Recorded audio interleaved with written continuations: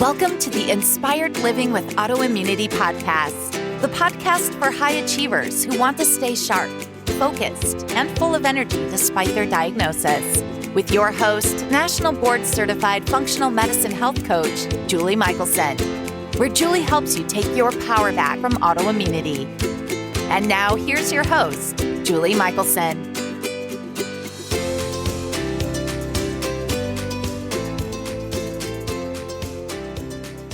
Welcome back to the Inspired Living with Autoimmunity podcast. I'm your host, Julie Michelson, and today we have such a treat for you. I'm here with Dr. Anshul Gupta, world expert in Hashimoto's disease. Dr. Gupta is also a speaker, an author, and a researcher who has worked alongside Dr. Mark Hyman at the Cleveland Clinic and has helped thousands of patients recover their health. He's now on a mission to help over 1 million people reverse their health conditions. I say he should go for 1 billion. Listen in to hear about the inspiring health journey that led him to functional medicine and learn about what his research has shown to be truly going on in Hashimoto's disease. He also is going to share with us his 3-step process that will end fatigue, eliminate brain fog, and encourage weight loss in those suffering from Hashimoto's. Dr. Gupta, welcome to the podcast. I'm so excited to have you with us today. Thank you so much. It's my pleasure to be here, and thank you so much for having me on the show. I know, we addressed in the intro, you have this lofty goal of helping 1 billion, that's billion with a B, people improve their health. And I know so many of us in the functional medicine space got here through our own health journey. So I would love if you would share a little bit with the audience about your health journey and how you got to be focused on functional medicine and autoimmunity and doing what you're doing. Absolutely, Julie. So as you already shared that every, practitioner who enters a functional medicine field always have this tough journey of their own, which kind of propels us in this direction. So my journey actually started very early. So after doing my family medicine residency, I joined a very busy family medicine practice. But at that time, I started having my own health issues. I was having this terrible stomach pain, and I could not figure out what was causing it. After the stomach pain, then I will become tired. I was getting fatigued. I was actually having some brain fog issues that by the end of the day, I was having feeling that I was not able to concentrate. I was forgetting things. And then I was gaining weight like crazy. And I thought I was healthy at the time. So, okay, I thought I am the physician. I can fix myself. Let me give myself some medications. So I started some medications, no change. This pain will hit me just randomly anytime during the day. So that was very, very scary at the time. I thought, well, I'm not smart enough. Let me see all these good specialists who are smarter than me and can fix myself. So I saw all different kinds of specialists, gastroenterologists, allergy specialists, and they did all kinds of testing, endoscopy, ultrasounds, blood work, allergy testing, everything was negative. They literally could not figure out what was wrong with me. So they thought, well, let's add more medications. So they added more and more medications, but nothing was working. I was still miserable. My symptoms were getting worse. And I was just 32 at the time. So I was really scared. I was like, wow, do I have to live the rest of my life this way? This is really scary. And at one point, I was really scared for my family because I didn't knew what this and how this is going to end. But at that time, I discovered functional medicine. Somebody said, well, why don't you see or look functional medicine? So I looked up and I heard stories of several people similar to me who kind of, had similar problems and they were able to fix it. So I got trained into functional medicine. I started applying it on my own. Within 1 month, my pain was gone. Oh my God. So literally I had no pain at all. And I was like, really? That could happen? So that was the biggest hope that I got at the time. Within 6 months, I was off all medications. I lost 40 pounds. And then, my energy level was super high and my mental clarity was just like crazy. Wow. And, we all have our own unique story, but there's so much common overlap. I'm sure listeners right now are like, that was me. That was me. That classic case of, oh no, your labs are fine. Your tests are fine. Must not be anything wrong with you. Right. And then those classic symptoms of that fatigue and the brain fog, it's just so common. Most of us don't become functional medicine practitioners to heal ourselves necessarily, but I love how quick your results were. And I'm imagining, just like in my own journey, once you see what the functional medicine approach does and how well it works, there's just no going back. And you clearly, as in your mission, want to shout it from the rooftops, and for you, take it one step further and actually help that billion people. So exactly. And that's what I saw, after going through my own journey, I promised to myself that I will not let any more person go through what I did. Because several people, who go through these chronic issues, especially thyroid disorders, they have always told that there is no hope for them to get better. They are just take this medicine and you are on their own. This is what I was seeing, especially in Hashimoto's patients when I was working in the Cleveland Clinic. That time and again, they were seeing all these doctors. My antibody levels are super high. Can you do something about it? And then, or I'm not feeling good. Can you do something about it? They were always told, well, your TSH looks good. Nothing can be done. You are fine. Everything is in your head. Maybe you need to see a psychiatrist. And these people kept on telling, well, I don't need a psychiatrist. It's not in my head. Something is really happening. But the sad reality was that no doctor was listening to them. So that's where I decided these people need help. They are very similar to me because I was in the similar boat. So I need to help them out. So that's where I started the research on Hashimoto's disease, figuring out what exactly was wrong with them and how we can fix them. Because that was the most important mission of my life. And the good part was that I was able to research on it, found good things which were useful, and made a protocol which actually worked. And I want to get into that protocol in a moment, but I want to dig in a little bit to, it's so common for people with autoimmunity to have more than one diagnosis. And it's even more common for Hashimoto's to be one of them, whether it's an initial or, an eventual diagnosis. Can you explain for listeners, because I find even people with Hashimoto's don't necessarily understand. They'll just say, well, I'm hypothyroid. And I'm like, well, no, it's more than that. So can you tell listeners a little bit about the difference between, just having low thyroid and having Hashimoto's? Very important question. And, this is a question which I ask all of my clients when they come to see me here. Oh, I have this thyroid disorder. I said, do you have Hashimoto's? And they said that, I don't know, maybe not. I said, it's very important to differentiate. The problem is that even the conventional doctors do not order tests to actually check for Hashimoto's. They will order just a simple test like a TSH. Yes. And if that is abnormal, they will just start pumping them with thyroid hormone. They will not even bother about knowing what exactly is going wrong with them. Do they have Hashimoto's or not? So the classical difference between just having low thyroid and Hashimoto's is that the low thyroid is basically kind of telling us that your thyroid is not functioning optimally to meet the demands of your body for the thyroid hormone. Now, there can be various reasons for it, like iodine deficiency, is one, Hashimoto's is, the second one, and goiter and other things can be the other reasons of it. Now, in the present age, Hashimoto's is the number one reason actually of hypothyroidism. And just imagine, nobody's actually checking for it. So in Hashimoto's is an autoimmune condition. So what happens is that your body starts producing antibodies against your own thyroid gland. So these antibodies over the course of time start destroying thyroid, and then thyroid is not able to keep up to produce enough thyroid hormone, and that eventually leads to low thyroid or hypothyroidism. Now, if we are not doing anything to decrease these antibodies, then we are not doing anything to safeguard our thyroid. So slowly and slowly, this thyroid is going to die off, and then people see that their medication dosages keep on increasing, and their symptoms keep on getting worse. Thank you so much for explaining that. And I want to add, as somebody who is on the other side of that traditional testing, Sometimes your TSH is quote unquote normal for that unhealthy bell curve they look at. And so they say for years, oh no, your thyroid's fine, because they're not looking at some of the other problems, and they're certainly not checking antibodies at that point. And so it's both sides.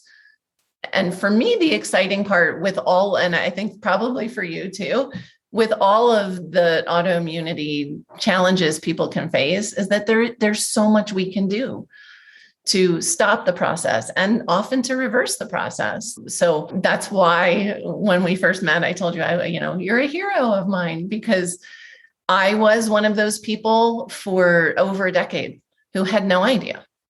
When I was diagnosed with rheumatoid arthritis, I was told you'll decline, period. And I was okay. 10 prescriptions later, it was like, maybe there is another, maybe they're wrong, maybe there's something else I can do. And so that's why I share your passion of, I just want people to know, that there are steps they can take. I just had the experience last month. I had been working with a client who was referred to me by a functional medicine doc here, not for autoimmune thyroid at all. And actually, usually I will see the full labs before we start working, but I didn't, because what we were working on was just such basic, good lifestyle health stuff that I hadn't thought to check labs. And then when we had the lab review and I saw the previous labs, I was like, oh my gosh, he had elevated thyroid antibodies when I started working with him. Now he doesn't. Now he knows how to avoid stepping into that Hashimoto's diagnosis. So it is so exciting and empowering. It can be overwhelming, which leads us to, you try to take that overwhelm away for people. I know you don't have a 52-step process. So tell us a little bit about, through your research and your experience, you've created these 3 steps. And I just want to touch on, I'm sure there are listeners with Hashimoto's that don't even know they have. And so it goes back to those key symptoms you were sharing with us, that fatigue and the brain fog and the weight gain. And I know that your process targets all of that. So tell us more about it. Yeah, absolutely. So it's very first important to kind of, know whether you have Hashimoto's or not, right? And in that aspect, a complete thyroid profile is very, very important. Right. So as you said, most of the people will just order the TSH, which will often or always miss the diagnosis of Hashimoto. So along with the TSH, make sure that, people are getting their T3, the T4, as well as the antibodies, the thyroid peroxidase, as well as the thyroid globulin, because these antibody levels will determine, how bad is your Hashimoto's and whether you have it or not.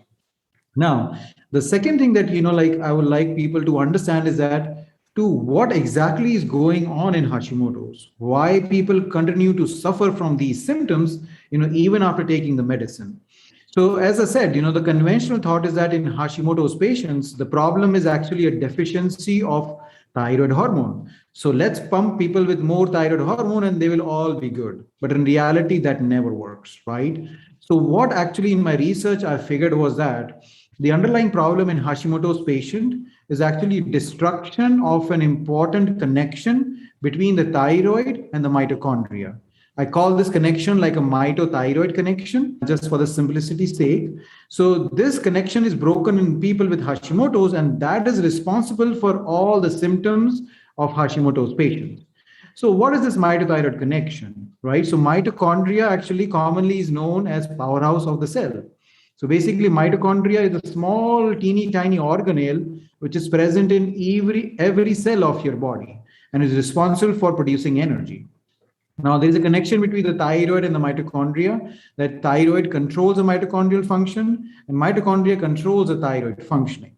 Now, in Hashimoto's, because of inflammation and antibodies, we start destroying thyroid and mitochondria both, and that actually leads to various symptoms.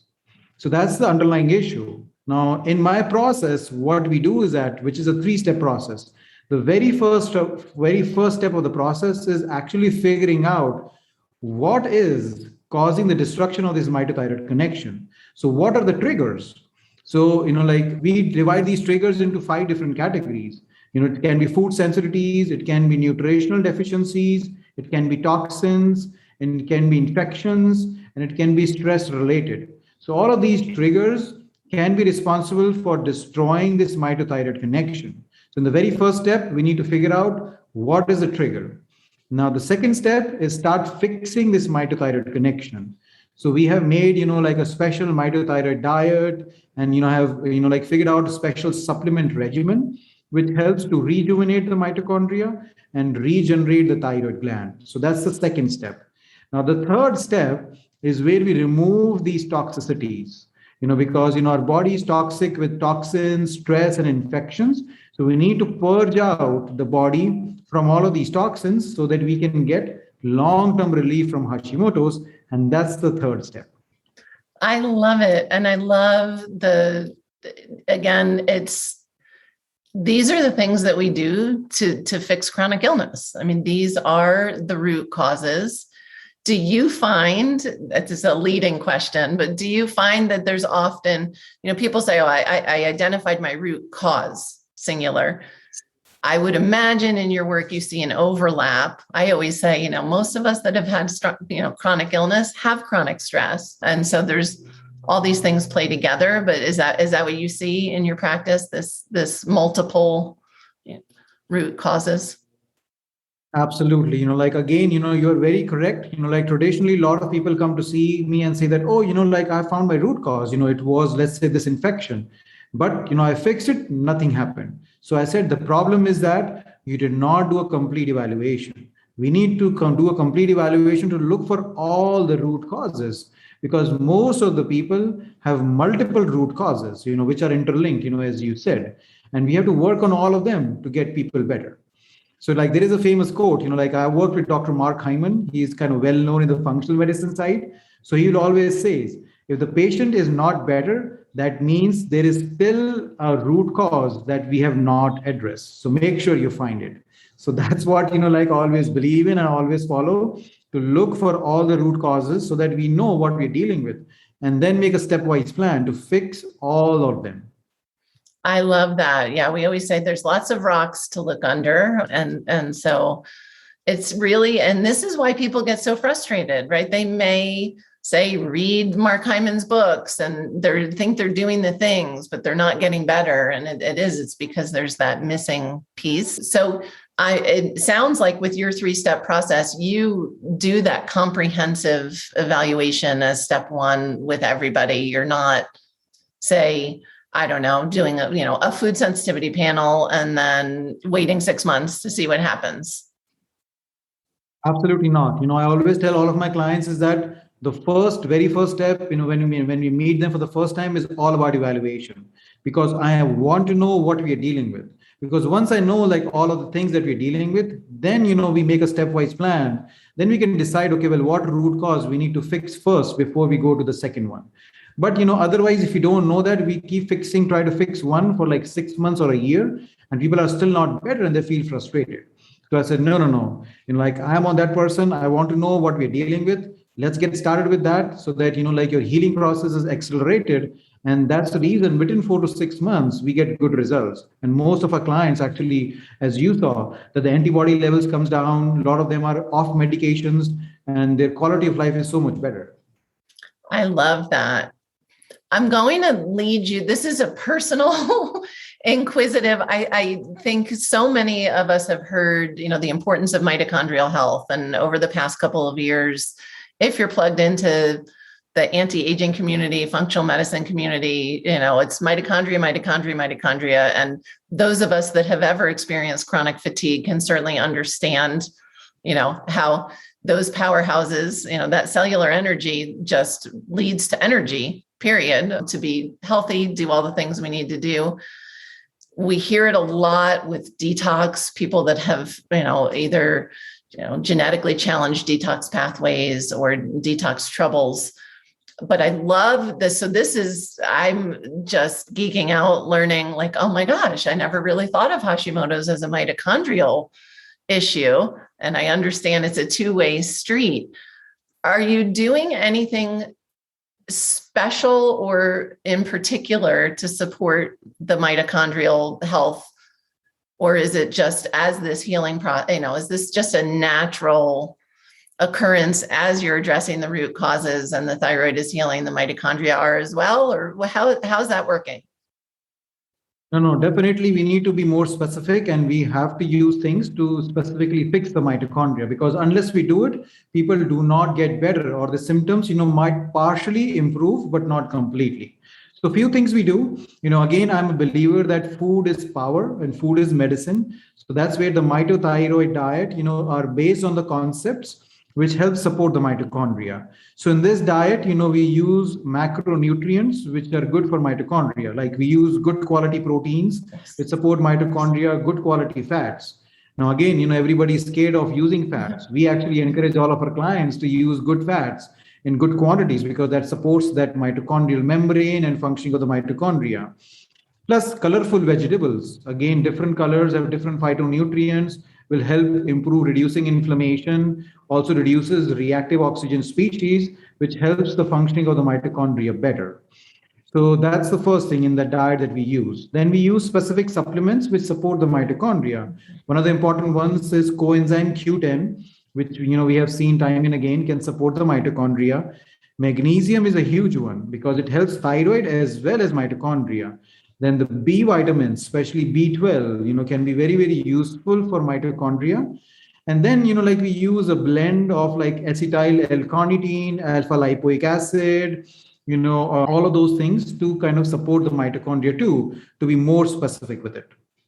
I love that. These are all things I do. So I'm glad I'm not missing any of the, at least what are, may sound like a lot to some people, but to me are the basics. And I love that you brought up, clean, good, healthy, well-sourced proteins and fats, because my personal journey, I had grown up on a low-fat diet. And so it wasn't until I finally got educated enough, and I had to, at that point, force myself because I was so conditioned that fat is bad. It wasn't until I replenished those healthy fats in my diet that I started to really, it was like a light switch. Talk about the missing ingredient.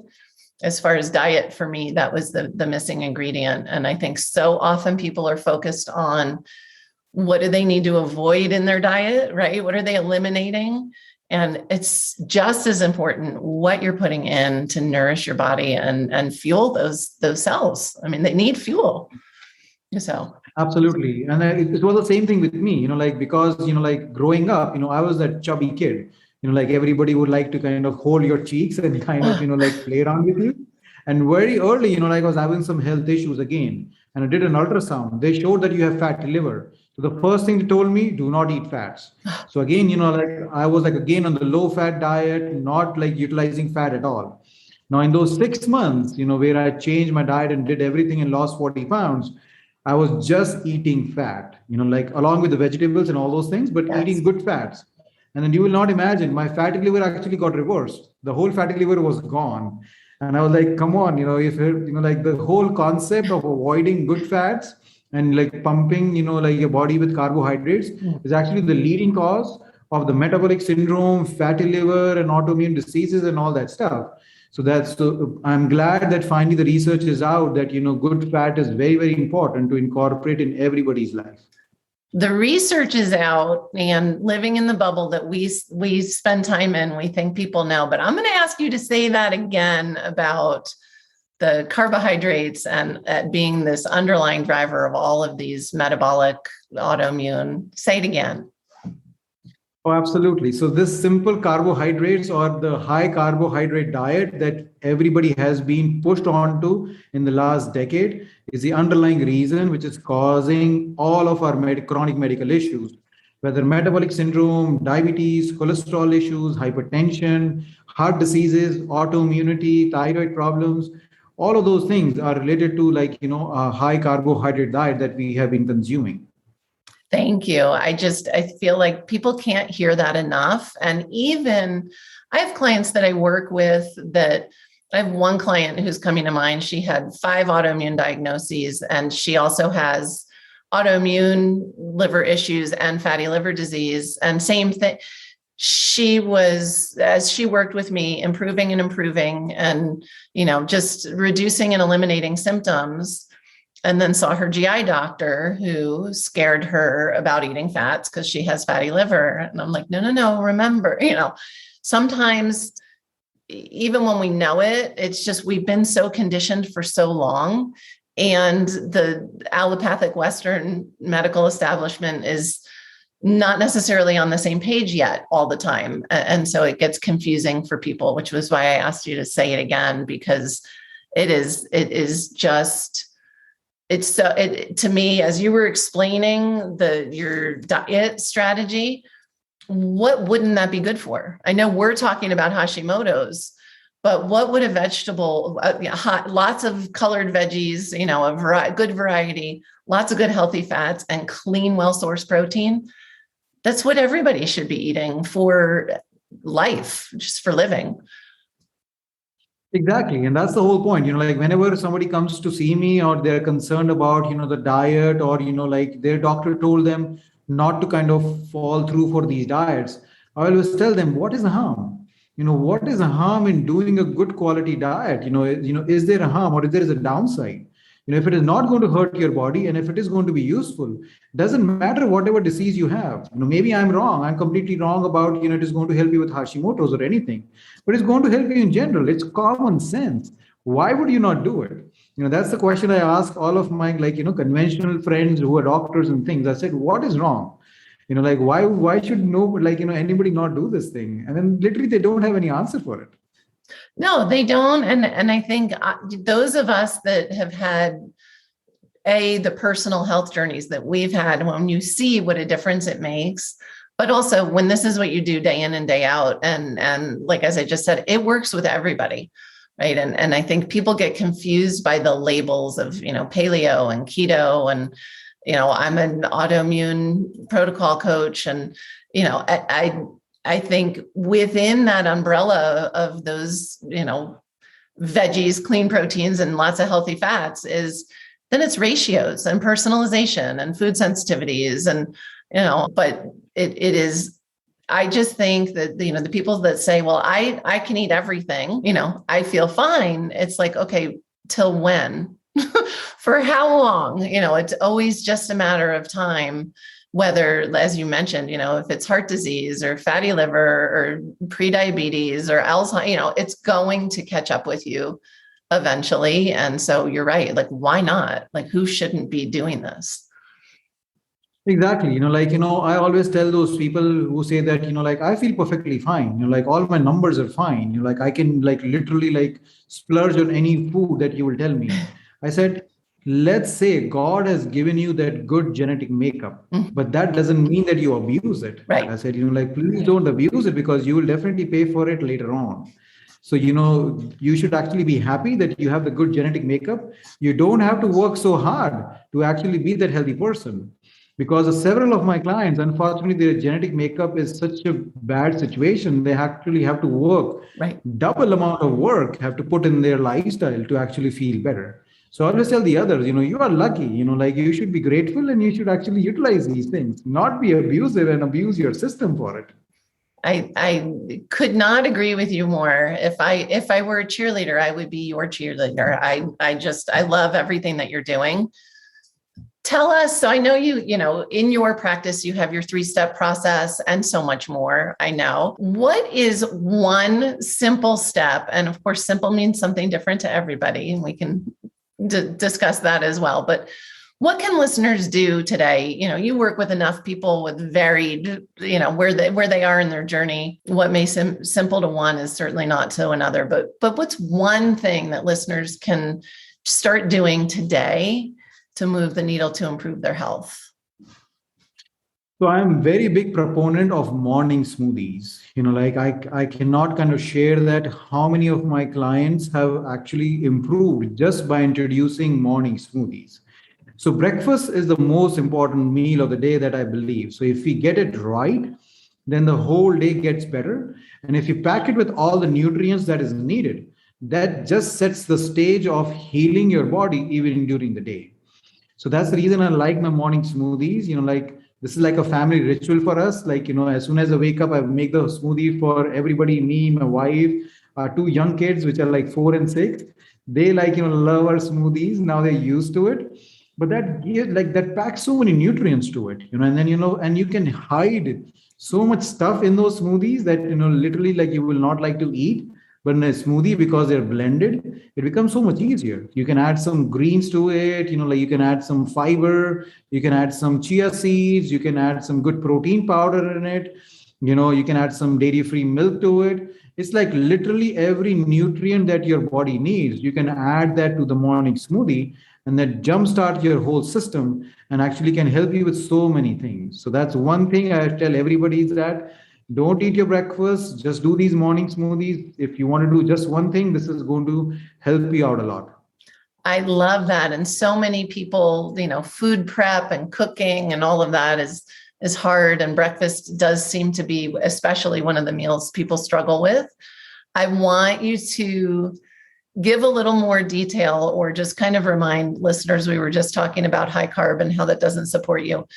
I get nervous when people say smoothies. I can picture your smoothie because I know, I can imagine what goes in it. But the one thing I always get nervous about, unless somebody's following a recipe or guided by somebody like you, people tend to load their smoothies with fruits and sugars. And I'm not anti-fruit at all, but talk about really you just named all the ingredients. You didn't actually mention sugar or fruit in your rundown, but just reiterate for listeners how important it is to be that vegetable focused and with the healthy fats and the proteins. And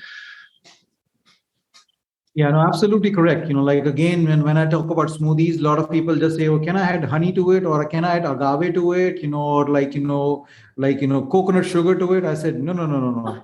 We are not talking about all the sugars or any kind of sugar.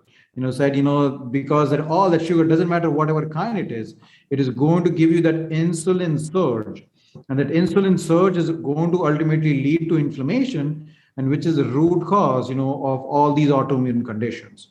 So that's very important that everybody should know is that, our goal is not to make these smoothies like, desserts. That's not what they are. So these are healthy meals. So definitely keep the sugar away. It doesn't matter what kind it is, whether it's honey or agave or, any kind of sweeteners that you want to use. And then same with the fruits. The sweeter the fruit, the less, nutrients it have. So like bananas and mangoes, which are delicious and wonderful. But again, they are definitely going to give you the sugar kick, and they are going to be like, detrimental to your health. So that's the reason berries are really your friend. Yes. So stick with like blueberries, blackberries, maybe some strawberries. Those are wonderful to add to the smoothies, have a nice flavor and packed with so many nutrients, and they're low sugar fruits. So that's what, if you want to add a fruit, just some berries will be nice to add over there. But then, other nutrients are important. So as I said, a good quality protein powder, which is good. You can always add some collagen protein, or you can, if you're vegan or vegetarian, you can find some good quality protein powder over there. Then, add some greens like spinach or kale, which again is going to give you all that good non-starchy vegetables over there.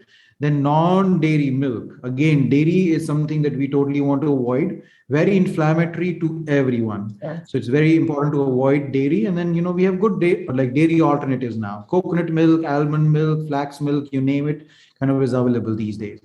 And I like chia and flax seeds. The reason is that they are again packed with so many nutrients. Good omega-3s, that can happen, fiber, proteins.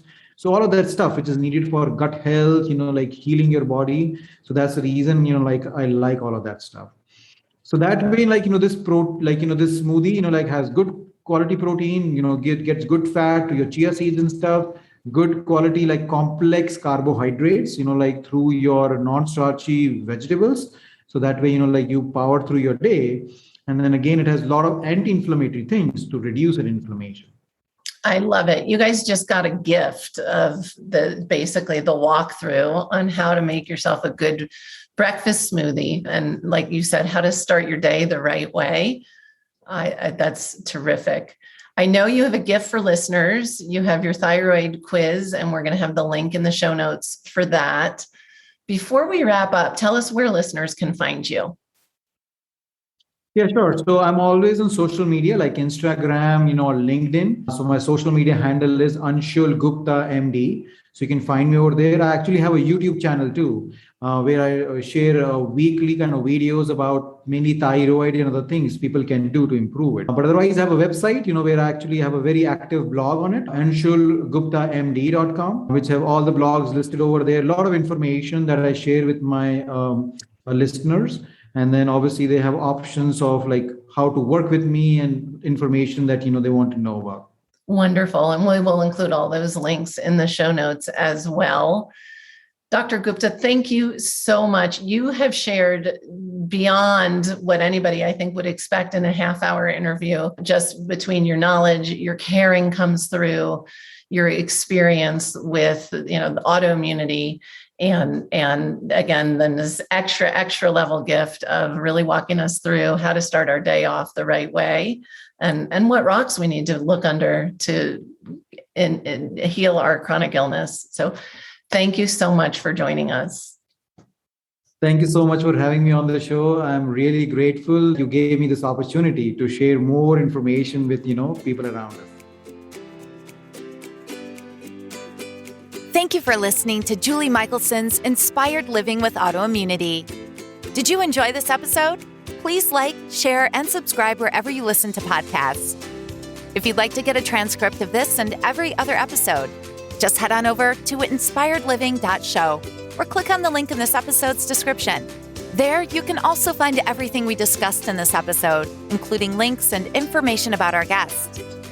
You can even send in your questions to be answered by Julie in a future episode. That's inspiredliving.show.